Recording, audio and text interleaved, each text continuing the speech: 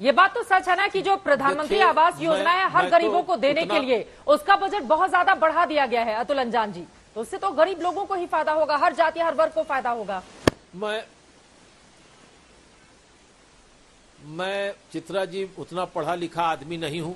अगर पढ़ा लिखा आदमी होता तो मैं पार्टियां बदलता रहता। मैं अपनी जगह पर अपनी सोच पर कायम हूं। दूसरी बात ये मैं ये कहना चाहता हूं कि सभी चीजों से तो सभी हिस्से को होगा, लेकिन फिर आप आइडेंटिटी पॉलिटिक्स क्यों करते हैं?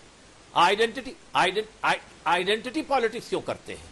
आइडेंटिटी पॉलिटिक्स अगर आप करेंगे तो उसमें आप फंसेंगे। आपने क्या किया इस पूरे किसान आंदोलन का, जिसमें देश में लाखों करोड़ों लोगों ने भाग लिया, किसानों ने, जिस पर वो 750 लोगों की ने अपनी कुर्बानी दी दिल्ली के गेट पर, संसद के दरवाजे पर, जाड़ा गर्मी बरसात, सरकार की सारी योजनाओं का उनके खिलाफ जो थी उसका सामना किया और आपने लिखित समझौता किया। उस एमएसपी के बारे में कहा था 1 महीने में तय करेंगे सारी खेती किसानी का, कोई जिक्र नहीं एमएसपी का, क्या कोई बात नहीं है, कोई आपने उसके अंदर वादा नहीं किया। तो आप कर क्या रहे? कृषि लागत दर 20 से 22% हर रबी और खरीफ में बदलती चली जा रही है। और क्या हो रहा है पेट्रोल और डीजल का?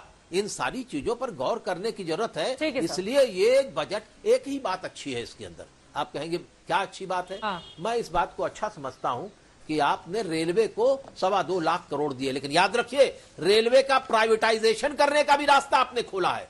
ये प्राइवेटाइजेशन का रास्ता इस देश के लिए नौकरी नहीं देगा। एससी एसटी गरीब ओबीसी, जब सरकार की कंपनियां ही नहीं होंगी तो सरकारी आरक्षण मिलेगा कैसे? क्या हलवाई की दुकान पर जलेबी बनाने में आरक्षण मिलेगा या किसी के दुकान पर मिलेगा? ये देश के अंदर साधारण जन की हड्डी पर कबड्डी खेलने वाला बजट है। ठीक है सर, गौरव जी आप जवाब दीजिएगा, बाकी मेहमानों से भी जल्दी जल्दी से मैं टिप्पणी ले लेती हूं। तो बड़ी गड़बड़ हो जाएगी। ठीक है सर, कलीमुल हफीज साहब अपने सामाजिक संबंधों का और पारिवारिक संबंधों का ध्यान रखिए।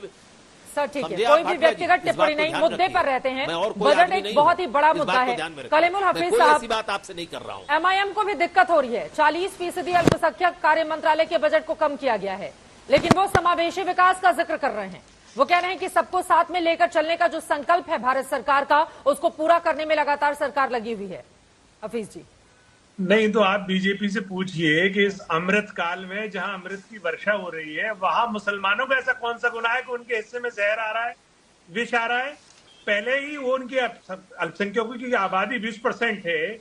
अगर आप बजट के कंपोनेंट से ही देखें, प्रोपोर्शनेटली देखें तो SC ST के लिए आप 6% रखते हैं, और लेकिन ऑलरेडी मुसलमान या अल्पसंख्यकों के लिए सिर्फ 0.1% था, यानी 5020 करोड़, उसे भी कम करके आपको 3097 करोड़ कर दिया। और कम क्या किया है आपने? यानी कि गरीब मुसलमानों के बच्चे जो क्लास 1 से लेके 8वीं तक स्कॉलरशिप लेते थे, आपने उन मासूम बच्चों से स्कॉलरशिप छीन ली, उनके पढ़ने के मौके आपने कम कर दिए। इसके साथ ही आप एक तरफ तो आप ये कहते हैं कि मुसलमानों के एक हाथ में कुरान होना चाहिए और एक हाथ में कंप्यूटर होना चाहिए, तो दूसरी तरफ आपने जो 107 करोड़ रुपए बजट था मदरसा टीचर्स का, उसे आपने 10 करोड़ कर दिया।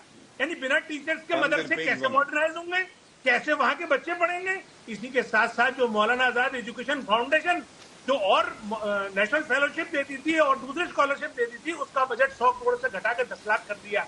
आप ये कौन सा खेल खेल रहे हैं? आप जुल्म तो कर ही रहे हैं और जुल्म करते हुए नजर भी आना चाहते हैं। पहले तो आप दूसरी तरह से चाहते थे, अब आप बजट में भी नजर आ रहे हैं। आप बताइए 40 लाख करोड़ में मुसलमानों के पास 5 मुसलमानों के लिए आपके पास 2000 करोड़ नहीं है। उनके बच्चों के लिए, उनके इदारों के लिए आप उनको कैसे आखिर तरक्की में मुख्य धारा में लाएंगे? कैसे आप पसमानदा मुसलमानों की बात करते हैं जब उनको बजट में एलोकेट ही नहीं करेंगे? पिछली बार भी 5000 करोड़ जो आपने रखा था उसमें सिर्फ 2600 करोड़ रुपए खर्च हुए। आपने क्या मंत्री को सजा दी उसकी? आपको मंत्रालय से हटा देना चाहिए था स्मृति ईरानी को, कि आपने आखिर 2400 करोड़ रुपए खर्च नहीं किया, बजाय मंत्री को हटाने के आपने बजट कम कर दिया। ये सरासर जुल्म है। और दूसरा जो भारतीय जनता पार्टी का जो एक मैं उत्तर देना चाहता हूं, हाँ ठीक है, बाकी लोग भी ये साबित हो गया।